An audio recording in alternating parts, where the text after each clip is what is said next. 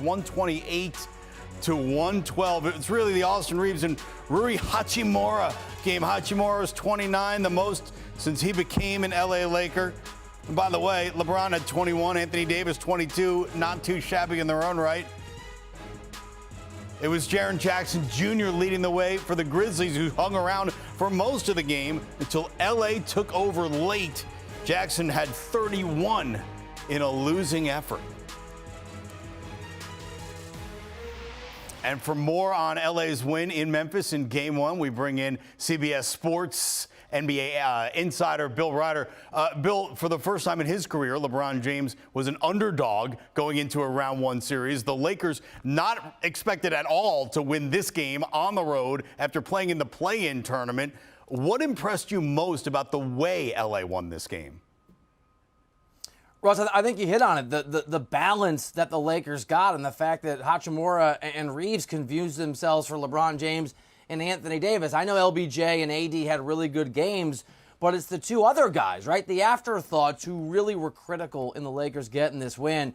If you can get help from those two guys, those two players to steal a game on the road, and you're the Lakers and AD and LeBron still have so much in the tank, man, that might flip, at least for me, the script in terms of who's the favorite in this series going forward. Well, that's you know, you're leading me directly into my next question, because does the way they won with depth, as opposed to LeBron and Anthony Davis just doing what LeBron and Anthony Davis can do, does this change the way you view the Lakers in this postseason?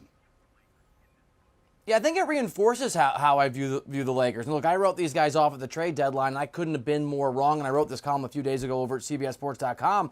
I think LeBron's got a legitimate shot at another ring and trying to burnish that, best or second best or third best all-time player resume. Since the trade deadline, the Lakers had the 4th best record in the NBA. The only teams with better records were the Bucks, the Celtics, and the Sixers. All I think we'd agree, Russ, legitimate championship contenders. I'm not writing Memphis off. I guess it depends on John Morant's health status. It's one game, but I think the Lakers entered this thing as a sneaky and quiet force in a wide-open Western Conference playoff picture, and this game certainly enhances that view for me.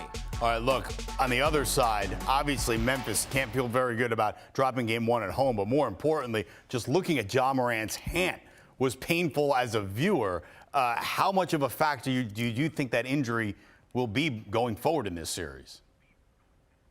Yeah, you said it. I caught my breath when they showed the replay as well, and obviously John Morant looked really frustrated as he missed the end of that game. We'll wait for the actual medical test to see what happens. I mean, it's two answers, Russ. On the one hand, obviously, yes, no doubt you want John Morant to be on the floor. If you're a Memphis Grizzlies fan, he's one of the most dynamic players in the game and certainly the most important player for a very good Grizzlies team. So it matters, and it's significant. I will say this, right? If it comes back that the injury, and we don't know yet, is fewer games rather than the entire postseason, because they're not winning an NBA championship without John Morant.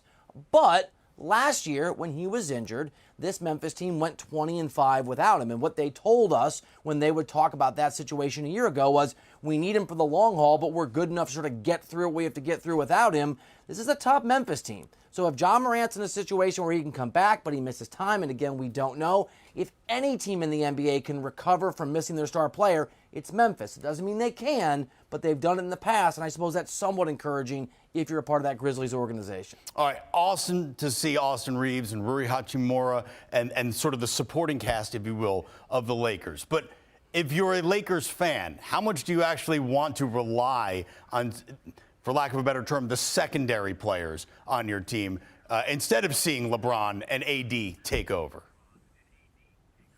Not at all, which is why this is, I think, a godsend of a win in a situation for the Lakers. It obviously happened organically, and both the players you mentioned that we've talked about played really, really well. Reeves is a guy, Hachimura came in at the trade deadline. Reeves is a guy who's just emerged as a critical piece of the Lakers over the course of this year.